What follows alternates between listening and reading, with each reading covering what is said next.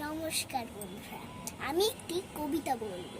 কবিতার নাম হলো ঝগড়া। সিংহ বলে, হালু এতগুলা বনের পশু কেমনে একা পালু, হচ্ছে না তো মালুম। বাঘে বলে, আমি একা বনের রাজা, তোমার কিসের ধুম, করব তোমায় গুম। কুকুর বলে, ঘেউ ঘেউ এক বনে দুই রাজা, সে মানবে না তো কেউ, বইবে খুনের ঢেউ। মোরগ বলে, কুকু তোমরা সবাই থাকলে হয়ে, মিরেত খবেত মুখু, খেলবো না তো আর থুক্ষু।